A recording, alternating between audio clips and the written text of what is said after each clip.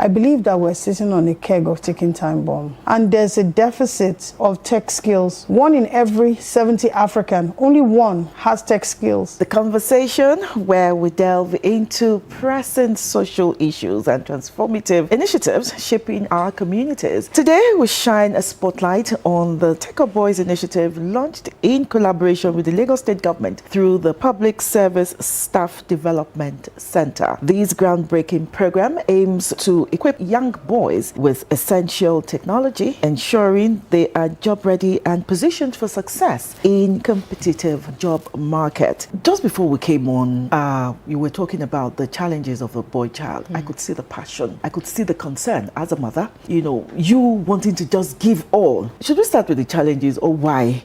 You want to help those boys? Why?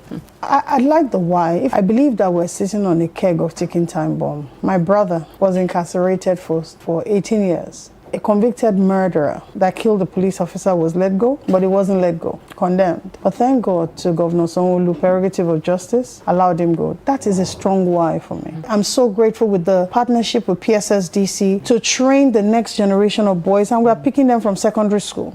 We train them, mentor them, so that they can open their eyes and see the opportunities. The Tech Up Boys initiative. You just finished one? Yes, we've done one for secondary school. The secondary school one is targeting senior secondary school SS3 students because they are the one leaving secondary school to go into the university.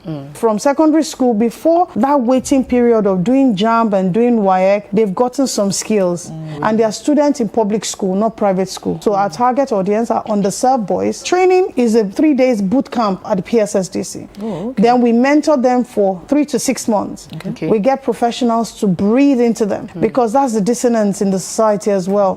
Mentorship, getting the right mentoring to mentor you. And we've tried to bridge the gap by trying to seek in mentors that are going to help us on this journey. So whatever they learn, they transfer to a business and help that business so they can own up their skills in the process. While they do that, they can be able to step up their game and be able to earn within 6 to 1 year, which is possible. It's not government driven, privately funded. They are only just helping us give the students and making sure the students are transported to PSSDC. You can sponsor a boy, you can sponsor 2 boys, anybody can decide to sponsor. We need to invest in the boy child today, not tomorrow. It's not cybercrime. Pandemonium has increased.